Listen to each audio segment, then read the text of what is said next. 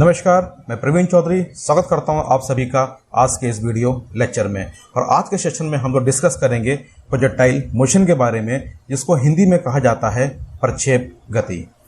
Projectile motion के बारे में जानने से पहले हमको यहाँ पर मोशन के बारे में थोड़ी चीज़ जाननी होगी कि मोशन किन कंडीशन के तहत काम करता है, मोशन किन कंडीशन के तहत होता है।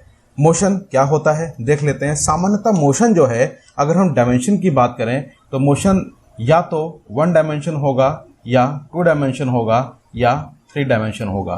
लेकिन अभी चूंकि हम प्रोजेक्टाइल मोशन की बात कर रहे हैं तो हम सिर्फ 1 डायमेंशन मोशन और 2D मोशन की बात करेंगे। 3D मोशन की बात अभी हम यहाँ पर नहीं करेंगे। तो हम देखते हैं पहले कि 1 डायमेंशन मोशन क्या होता है। चलिए एग्जाम्पल लेकर चलते हैं कि अगर हम किसी अर्थ की सरफेस पर खड़े हुए हैं, ये अर्थ की सरफेस है और यहाँ पर हम खड़े हुए हैं।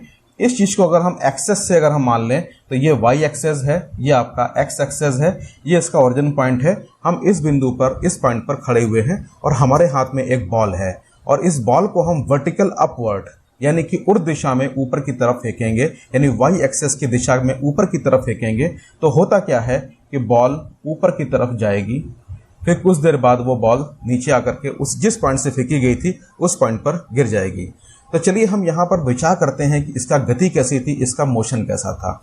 जब हमने बॉल को वर्टिकल अपवर्ड फेंका यानी ऊर्ध्व दिशा में वाई डायरेक्शन में ऊपर की तरफ फेंका, तो एवरी टाइम हर एक क्षण उस बॉल के ऊपर हमारी अर्थ का ग्रेविटेशन फोर्स नीचे की ओर काम कर रहा था, यानी कि जी जो है वो नीचे की ओर काम कर रहा था। माइनस जी का मतलब है कि जी ने नीचे की तरफ जी काम कर रहा है और बॉल ऊपर की तरफ जा रही है। बॉल अगेंस्ट अ ग्रेविटी ऊपर की तरफ जा रही है, जी नीचे की ओर काम कर रहा है और ये जी जो है उस बॉल की स्पीड को धीमे धीमे कम करने का प्रयास करेगा। यानी बॉल ऊपर जाते समय इसकी स्पीड जो है वो डिक्रीज करेगी, यानी कि घटेगी।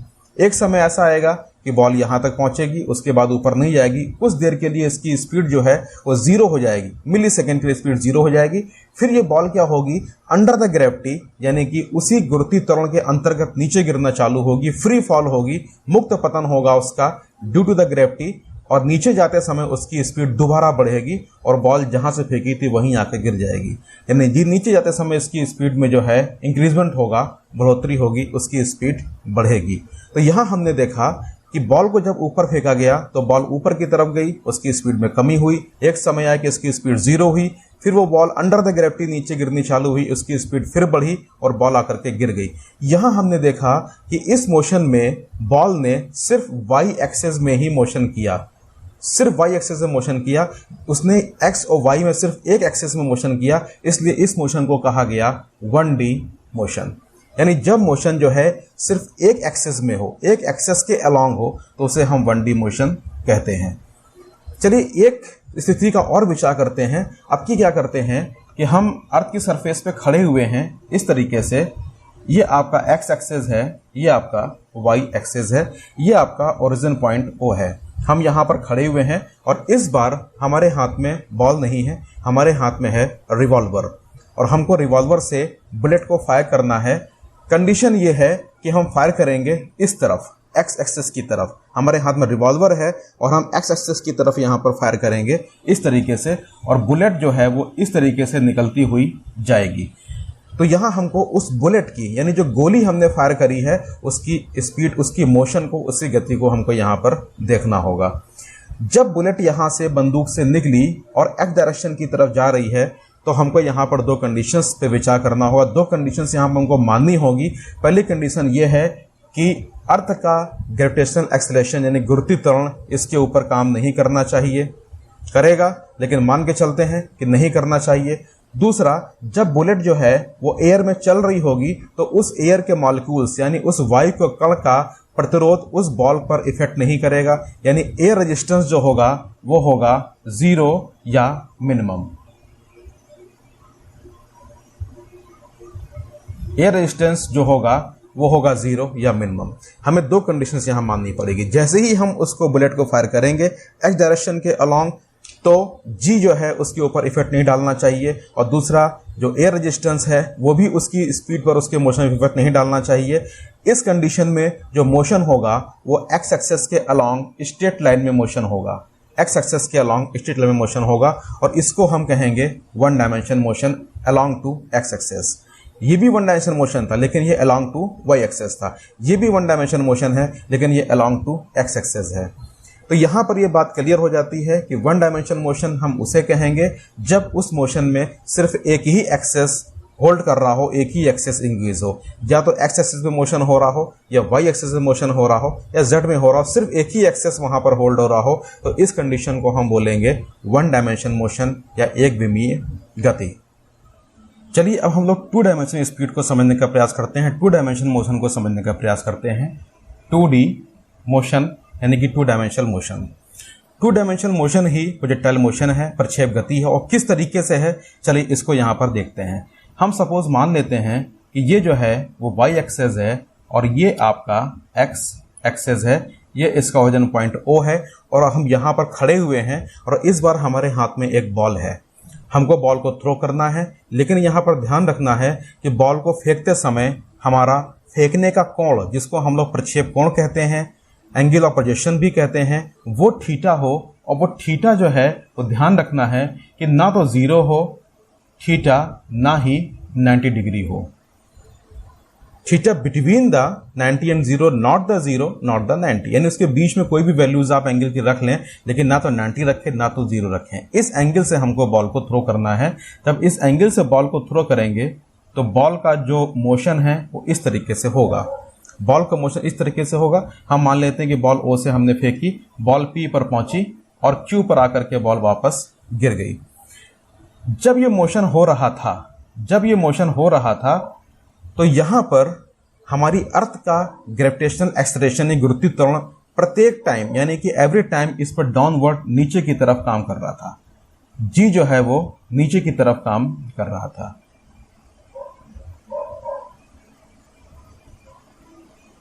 जी जो है नीचे की तरफ काम कर रहा था। अब यहां पर हमने देखा कि जो बॉल O से P तक गई तो वो अगेंस्ट ग्रेविटी गई, यानी जी के खिलाफ गई और उस जी ने उसकी स्पीड को घटाने का प्रयास किया। यानी O से P तक के मोशन में बॉल की जो स्पीड है या वेलोसिटी है वो डिक्रीज होगी। पॉइंट P पर आकर के कुछ देर के लिए उसकी वेलोसिटी जो है वो 0 होगी और फिर P से लेके Q तक जब ये बॉल गिरेगी तो अंडर द ग्रेविटी गिरेगी, यानी गुरुत्वीय त्वरण के अंतर्गत गिरेगी और इस मोशन में उसकी जो वेलोसिटी है या स्पीड है फिर से बढ़नी चालू हो जाएगी। तो हम यहाँ पर हम देख रहे हैं कि O से P तक उसकी वेलोसिटी में डिक्रीजमेंट हुआ, P पर उसकी वेलोसिटी 0 हुई और P से Q के बीच में वो ड्यू टू द ग्रेविटी गिर रही है तो उसकी जो वेलोसिटी स्पीड जो है वो बढ़ते क्रम में आएगी और इस तरीके से बॉल यहाँ पर मोशन करेगी। हमको यहाँ पर चीज और भी देखनी होगी। अब अगर हम यहाँ पर टू डायमेंशन मोशन को समझने का प्रयास करें तो उसके लिए एक हमें विचार और करना पड़ेगा। अब हमने जब यहाँ से बॉल को थ्रो किया, O पॉइंट से जब बॉल को थ्रो किया और बॉल जो है वो Q पर गिरी, तो इस बॉल को पकड़ने के लिए यानी Q पॉइंट पर पकड़ने के लिए हम भी साथ साथ दौड़े। हमने जब बॉल फेंकी O से और तुरंत हमने दौड़ना चालू कर दिया और हमने माना कि हमने दौड़ते दौड़ते Q पर आकर के हमने उस बॉल को कैच कर लिया। अब यहाँ पर इस चीज को हमको समझना होगा कि बॉल के पास में यहाँ पर दो मोशन हैं। किस तरीके से हैं? बॉल ऊपर ऊपर जा रही है यानी कि वाई एक्सेस के अलॉन्ग जा रही है, तो उसके पास में कौन सा मोशन हुआ? वर्टिकल मोशन हुआ। उसके पास में कौन सा मोशन हुआ? वाई एक्सेस में जब करेगी तो उसके पास में होगा वर्टिकल मोशन, वर्टिकल मोशन। और बॉल के पास में, और इस बॉल को पकड़ने के लिए जो हम दौड़ रहे थे, तो जो हमारा जो मोशन है जो कि हॉरिजॉन्टल है एक्स एक्सेस के अलॉन्ग, तो वो एक्चुअल में बॉल का ही मोशन था, क्योंकि हम पकड़ तो बॉल को ही रहे थे। तो हम एक तरीके से बॉल की हॉरिजॉन्टल स्पीड को यानी कि उसके क्षैतिज वेग को ही हम फॉलो कर रहे थे। तो हमारे दौड़ने का जो मोशन है वो बॉल का ही मोशन है। एच डायरेक्शन में बॉल का मोशन होगा horizontal motion, horizontal motion, horizontal motion. तो यहां पर यह स्पष्ट हो गया कि बॉल के पास में यहां पर दो मोशन है, दो वेलोसिटीज हैं, एक तो हॉरिजॉन्टल वेलोसिटी और दूसरी वर्टिकल वेलोसिटी।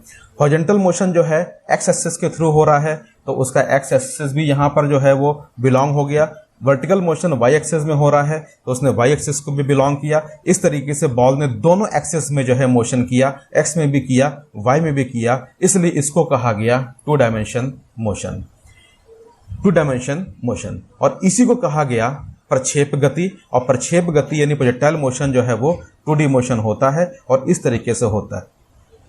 यानी हम यहाँ पर अगर हम थोड़ा सा देखें तो जो बॉल का जो पथ है, जो बॉल का मार्ग है OPQ, बॉल का जो मार्ग है OPQ, यही आपका जो है वो प्रक्षेप का पथ है, यानी कि प्रोजेक्टाइल पथ है। इसको बोलते हैं प्रक्षेप का पथ, प्रक्षेप का पथ, और इंग्लिश में कहा जाता है इसको पथ ऑफ प्रोजेक्टाइल, पथ ऑफ प्रोजेक्टाइल। और इसी को हम लोग बोलते हैं ट्रेजेक्टरी, इसी को हम बोलते हैं ट्रेजेक्टरी। तो ये पथ है बॉल का जो मार्ग बन करके आया OPQ इस तरीके से, इसको ही हम बोलते हैं प्रक्षेप का पथ यानी पथ ऑफ द प्रोजेक्टाइल या ट्रेजेक्टरी। और चूंकि इसका आप शेप देख रहे हैं, इसका शेप कैसा है, पैराबोलिक शेप है, मैथमेटिकल शेप कहा जाता है इसको, पैराबोलिक शेप कहा जाता है। तो इसको हम लोग पैराबोलिक पथ भी कहते हैं, इसको हम लोग पैराबोलिक पथ भी कहते हैं, पैराबोलिक पथ भी कहा जाता है। हिंदी में इसको बोलते हैं परवलयाकार मार्ग, परवलयाकार पथ। तो जो ये मार्ग है इसको कहा गया प्रक्षेप का पथ, पथ ऑफ प्रोजेक्टाइल, या तो ट्रेजेक्टरी कह सकते हैं, पैराबोलिक पथ भी कहते हैं। यानी यहाँ पे ये भी कह सकते हैं कि जो ये कर्व पथ है ये एक पैराबोलिक पथ होता है। जिस एंगल से हम लोगों ने बॉल को फेंका था थीटा, इसको हम लोग बोलते हैं एंगल ऑफ प्रोजेक्शन। थीटा यहां पर हमारे पास में है angle of projection, angle of projection, angle of projection. Hindi में बोलते हैं इसको प्रक्षेप कोण, प्रक्षेप कोण, हिंदी में बोला जाता है इसको प्रक्षेप कोण। तो इस तरीके से ये प्रोजेक्टाइल मोशन जो है होता है, और इस तरीके से इनकी ये शब्दावली है, इनको यहाँ पर प्रयोग किया जाता है। तो अभी तक हमने जान लिया कि प्रोजेक्टाइल मोशन क्या होता है और कैसे होता है। चलिए अब हम लोग यहाँ पर देख लेते हैं कि प्रोजेक्टाइल मोशन किन शर्तों के अधीन होता है, या उसको होने के लिए आवश्यक शर्तें क्या हैं, मेन कंडीशंस क्या हैं। तो इसको समझने के लिए जल्दी से हम लोग फिगर यहाँ बना लेते हैं। अब फिगर बनाने में कुछ भी नहीं है, बहुत नॉर्मल सा है। ये वाई एक्सेस है, ये आपका एक्स एक्सेस है, ये ओरिजिन पॉइंट है, और ये आपका ऑब्जेक्ट या कोई बॉल या कोई भी चीज इस तरीके से फेंकी गई है, और ये एक मोशन हो रहा है, ये एक प्रोजेक्टाइल मोशन हो रहा है OPQ। फेंकने का जो एंगल है वो है थीटा। हमको यहाँ पर देखना है कि वो कौन सी कंडीशंस हैं जिसके तहत प्रोजेक्टाइल मोशन होगा। अगर वो कंडीशंस के तहत वो कंडीशंस फुलफिल नहीं करती हैं तो प्रोजेक्टाइल मोशन नहीं होगा। तो वो कौन सी कंडीशंस हैं? तो मेनली वो 3 तरह की कंडीशंस होती हैं। नंबर 1 कंडीशन तो ये है कि एंगल ऑफ प्रोजेक्शन यानी थीटा जो है उसकी वैल्यू ना तो 0 डिग्री हो ना ही 90 डिग्री हो। यानी थीटा की वैल्यू जो है वो 0 से 90 के बीच में जो है होनी चाहिए, ना 0 हो ना 90 हो। पहली कंडीशन, अगर ऐसा नहीं है तो प्रोजेक्टाइल मोशन जो है वो नहीं हो पाएगा, प्रक्षेप गति संभव नहीं है। दूसरी इसकी कंडीशन ये है कि इसके मोशन के दौरान जब ये मोशन कर रहा होता है तो इस पे डाउनवर्ड लगने वाला जी जो है यानी अर्थ का ग्रेविटेशनल एक्सेलरेशन है, गुरुत्वीय त्वरण है, वो होना चाहिए कांस्टेंट, वो होना चाहिए कांस्टेंट। अगर वो कांस्टेंट नहीं है तो भी प्रोजेक्टाइल मोशन नहीं होगा। आप ये कहेंगे कि जी तो कांस्टेंट होता है, लेकिन ऐसा नहीं है। जी की वैल्यू जो है वो डिफर कर जाती है, पोल्स पे कर जाती है, अर्थ के सेंटर पे कर जाती है। लंबी दूरी पर जी की वैल्यूज थोड़ी बहुत इफेक्ट होती है, इसलिए लंबी दूरी के लिए प्रोजेक्टाइल मोशन थोड़ा संभव नहीं होता, क्योंकि वहां पर जी जो है वो कांस्टेंट नहीं रह पाता है। जी जो है वो थोड़ी दूरी के लिए कांस्टेंट होता है। थोड़ी दूरी का मतलब हमारा जैसे ये है कि एक किसी कॉन्टिनेंटल पे, किसी द्वीप पर या इंडिया के अंदर कहीं भी लेने जी की वैल्यू वही मिलेगी। लेकिन अगर इंडिया में खड़े और हम साउथ पोल पर चले गए तो जी की वैल्यू डिफर कर जाती है थोड़ी सी। तो इतनी लंबी दूरी पर अगर हम किसी चीज को फेंकते हैं तो शायद वो प्रोजेक्टाइल मोशन ना हो पाए, क्योंकि वहां पर जी की वैल्यू थोड़ा बहुत ऊपर नीचे होती है। तो प्रोजेक्टाइल मोशन की सबसे आवश्यक कंडीशन ये है कि जी जो है वो उसके ऊपर लगातार कांस्टेंट रूप से वर्टिकल डाउनवर्ड नीचे की तरफ कार्य करना चाहिए। और तीसरी कंडीशन इसकी ये है कि प्रोजेक्टाइल मोशन के दौरान, प्रक्षेप गति के दौरान जिस वो हवा में गति कर रहा है, जिस एटमॉस्फेयर में वो मोशन कर रहा है, उसका एयर रेजिस्टेंस जो है वो 0 होना चाहिए। उसका एयर रेजिस्टेंस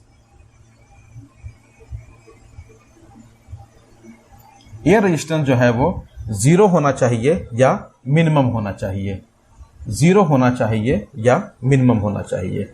यानी वायु का प्रतिरोध, जब बॉल या कोई आपका ऑब्जेक्ट या कोई पिंड आपका जब इस तरीके का मोशन कर रहा होता है तो उस दौरान वहां पर उपस्थित हवा का प्रतिरोध यानी कि एयर रेजिस्टेंस जो है वो या तो न्यूनतम हो या तो शून्य हो। इन 3 कंडीशन के तहत होने वाला मोशन ही प्रोजेक्टाइल मोशन कहलाता है।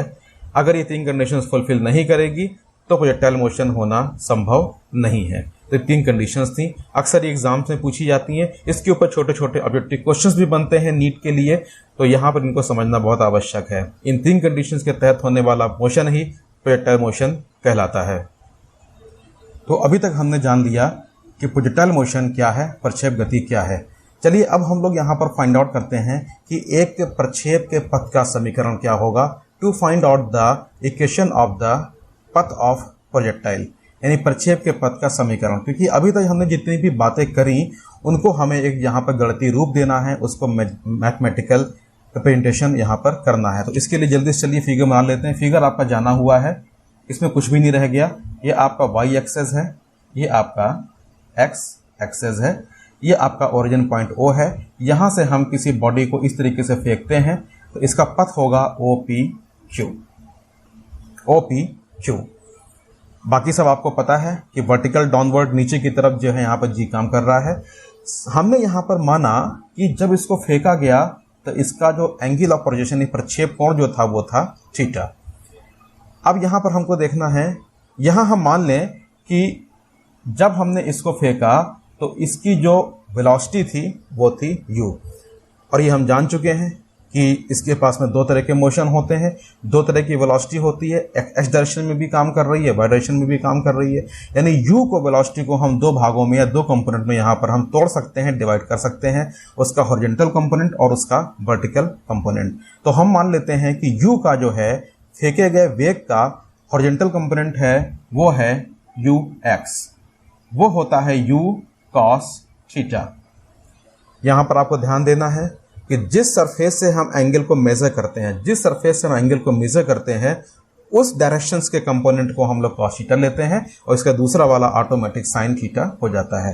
तो u इक्वल टू हो जाएगा u cos थीटा, और इसके वर्टिकल कंपोनेंट क्या होगा, वो चूंकि y डायरेक्शन में है तो uy होगा equal to u sin theta.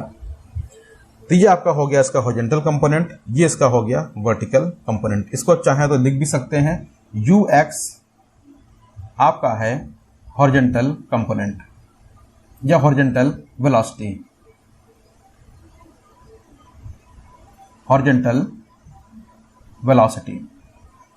And uy आपके पास में है इसकी वर्टिकल वेलोसिटी।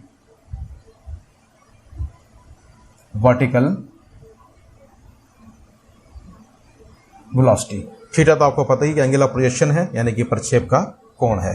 तो हमें यहाँ पे करना क्या है, हमको निकालनी यहाँ पर है कि जो इसका पथ है, जो इसका मार्ग है, उसका समीकरण, उसकी इक्वेशन। और यहाँ पर जाहिर सी बात है कि 2 डायरेक्शन से मोशन हो रहा है, एक्स एक्सेस में और वाई एक्सेस में। तो हम करेंगे क्या कि पहले एक्स एक्सेस के मोशन को एनालाइज करेंगे, फिर वाई एक्सेस के मोशन को एनालाइज करेंगे, फिर इन दोनों मोशंस को कंबाइंड कर देंगे तो हमको एक रिजल्टेंट इक्वेशन मिल जाएगी। और वो रिजल्टेंट इक्वेशन, वो परिणामी समीकरण ही जो है वो कहलाएगा प्रक्षेप पथ का समीकरण, यानी equation of the projectile motion या इक्वेशन ऑफ द ट्रैजेक्टरी। तो हमें करना क्या है कि दोनों मोशंस को अलग अलग यहाँ पर देखना होगा। तो हम यहाँ करते क्या है कि एक तरफ लिख लेते हैं आपका एक्स एक्सिस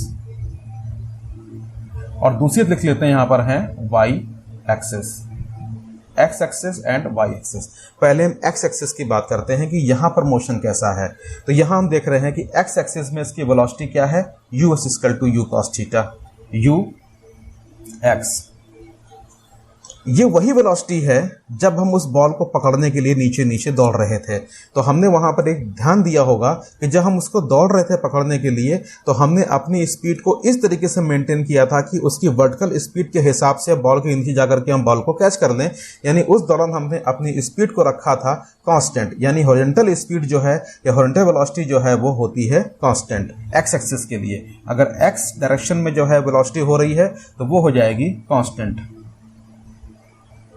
वो हो जाएगी कांस्टेंट। और अगर वेलोसिटी कांस्टेंट है तो जाहिर सी बात है कि एक्स एक्सिस के अलोंग जो त्वरण है, जो एक्सेलरेशन है ax, वो हो जाएगा आपका 0। बहुत इंपॉर्टेंट रिजल्ट है। एक्स एक्सिस में जो मोशन हो रहा है उस मोशन में उसकी वेलोसिटी जो है वो कांस्टेंट है, हॉरिजॉन्टल वेलोसिटी जो है वो कांस्टेंट है। और जब वेलोसिटी कांस्टेंट है तो एक्स डायरेक्शन में होने वाला एक्सेलरेशन यानी त्वरण भी जो है वो हो जाएगा 0, यानी वो भी हो जाएगा नियत कांस्टेंट। ठीक है। तो अब इसके बाद हम देखते हैं कि वाई एक्सिस में क्या हो रहा है। वाई एक्सिस में क्या हो रहा है, जो इससे पहले हमने एग्जांपल दिया था आपको, बॉल वर्टिकल अपवर्ड हम फेंक रहे थे, तो यहाँ पर ये क्या हो रहा है, वर्टिकल वेलोसिटी जो है बाय डायरेक्शन में जा रही है। जब बाय डायरेक्शन में जब जाती है तो 0 से लेकर के p तक क्या होता है, अगेंस्ट ग्रेविटी जाती है, ग्रेविटी के विरोध में जाती है, तो उसकी वेलोसिटी जो है वो घटती है। यानी कि जो आपका O से लेकर p तक जब होगी तो वहां पर आपका जो यू वाई वर्टिकल वेलोसिटी है वो होगी आपकी डिक्रीज, वो होगी आपकी डिक्रीज। O से P तक जो होगी वो होगी डिक्रीज, यानी कि माइनस। जब वो P पर पहुंचेगी यानी कि एट P, तो उस समय उसकी वर्टिकल वेलोसिटी हो जाएगी 0। आपको पता ही है जब बिल्कुल पॉइंट पे पहुंचती है तो कुछ क्षण के लिए उसकी वेलोसिटी हो जाती है 0। इसके बाद क्या होता है कि P से Q तक जब वो मोशन करती है तो वो अंडर द ग्रेविटी करती है। उस दौरान उसकी जो वेलोसिटी है वो बढ़ती है, बढ़ते हुए क्रम में होती है। यानी P से Q के बीच में जो है उसकी वेलोसिटी जो है वर्टिकल वेलोसिटी UV जो होगी वो होगी आपकी इंक्रीज, यानी कि वो बढ़ेगी। तो वाई एक्सिस का मोशन किस तरह का है कि OP यानी कि यहां तक घट रही है, फिर 0 हो रही है, फिर P के Q तक बढ़ रही है। और यहां पर एक्सेलरेशन क्या है, एक्सेलरेशन यहां पे काम कर रहा है -g, यानी यहां पर y डायरेक्शन में जो एक्सेलरेशन होगा वो होगा एक्सेलरेशन वही होगा जो आपका ग्रेविटेशनल एक्सेलरेशन होता है। तो यहां पर आपने देखा कि horizontal velocity constant, acceleration 0। Vertical speed या वर्टिकल वेलोसिटी जो है इस तरीके से चेंज हो रही है ड्यू टू द -g। अब हम क्या करते हैं कि अब एक्स एक्सिस की इक्वेशन निकालते हैं, फिर वाई एक्सिस की इक्वेशन निकालते हैं, फिर दोनों को आपस में कंबाइन कर देंगे। अब देखते हैं एक्स एक्सिस में इक्वेशन कैसे निकलेगी। Equation of motion, equation of motion for the X axis, formula होता है आपका s equal to ut plus half at square.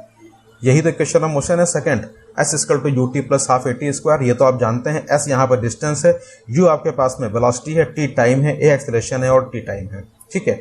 तो हम यहाँ पर x एक्सिस के लिए बात कर रहे हैं। तो x एक्सिस के लिए देखें कि x एक्सिस में हम दूरी को अगर हम x मान लें कि ये O से लेकर के Q के बीच की दूरी अगर x है तो s जो हो जाएगा वो हो जाएगा x। अब इसकी वेलोसिटी क्या होगी, u कौन सी होगी, किस डायरेक्शन में हो रही है, x डायरेक्शन में, तो u इक्वल टू होगी u equal to u cos theta. तो u मिलेगी आपको ux जो बनेगी u cos थीटा।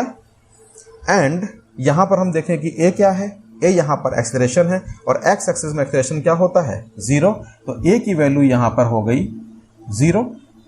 ये सब वैल्यूज अगर हम यहां पुट करते हैं इस इक्वेशन में तो हमको क्या मिल जाएगा, यहां पर हमें मिल जाएगा यहां पे x equal to u cos theta and t।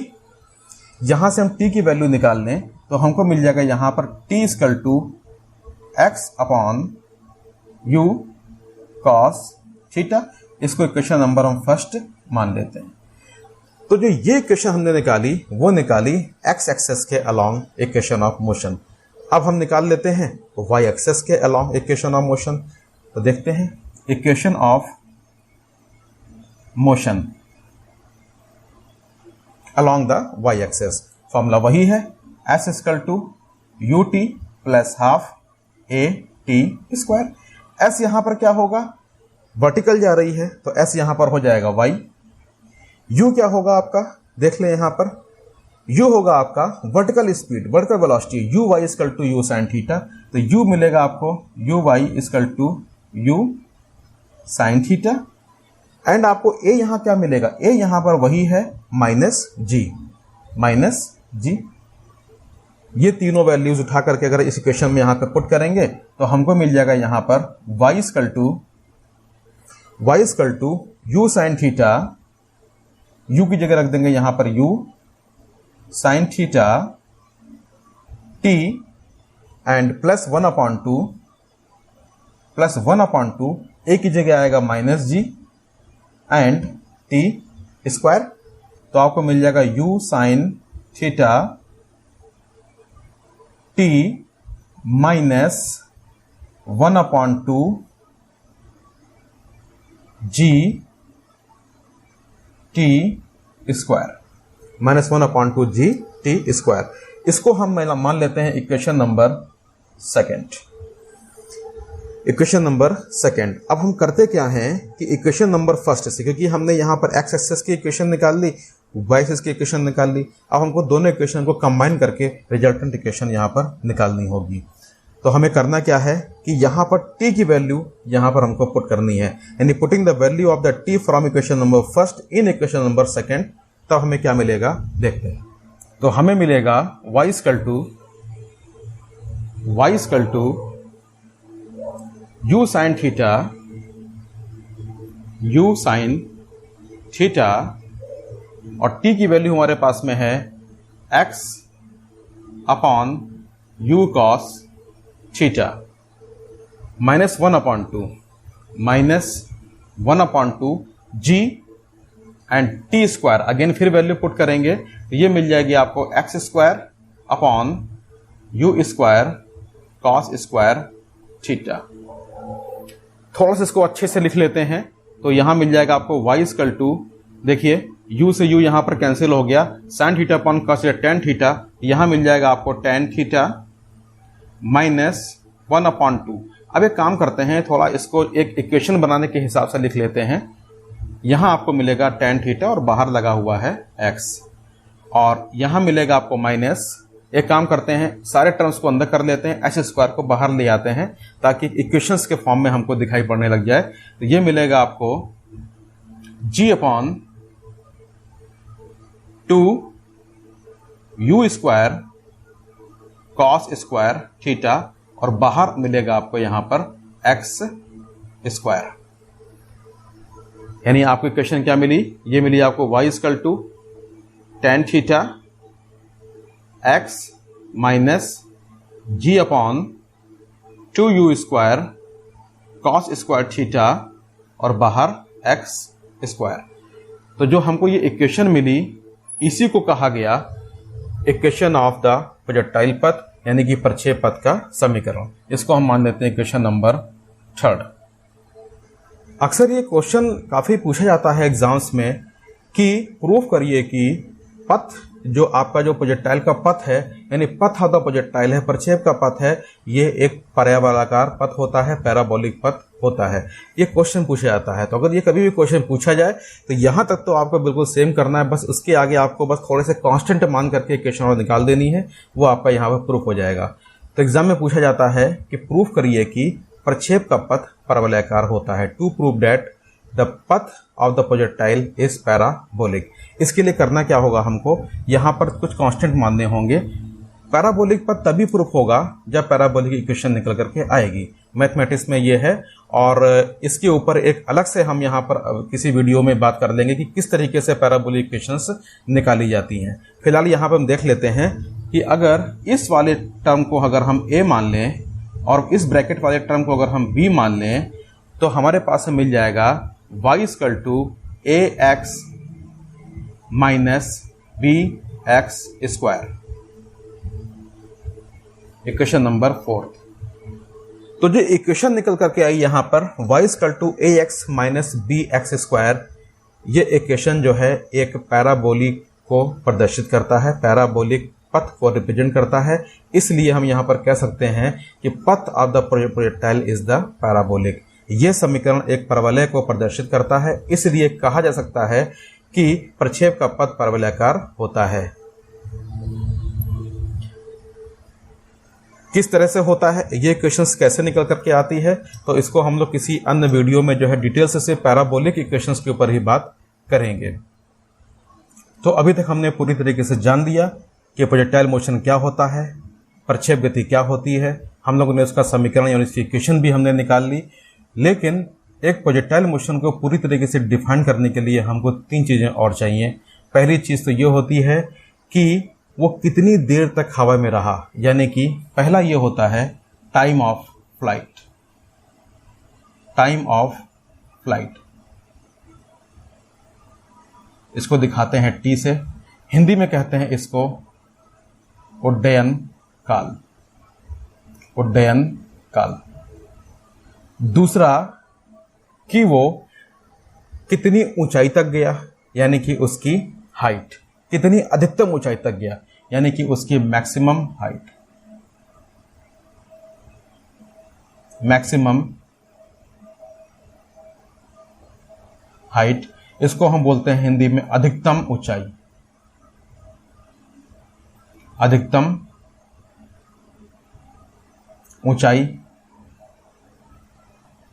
इसको हम दिखाते हैं कैपिटल एस से।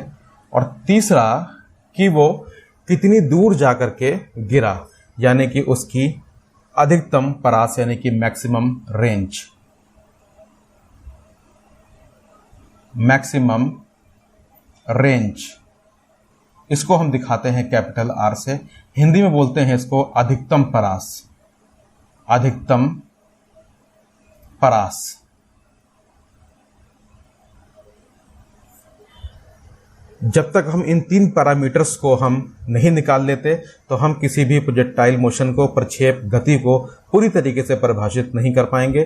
तो इनका डेरिवेशन और इनके बारे में हम लोग नेक्स्ट वीडियो यानी पार्ट 2 में डिटेल से समझेंगे। तो उम्मीद करते हैं कि आज का वीडियो, आज का लेक्चर आपको समझ में आया होगा और जल्द ही जो है पार्ट 2 लेकर के आपके सामने जल्द उपस्थित होंगे। Thank you.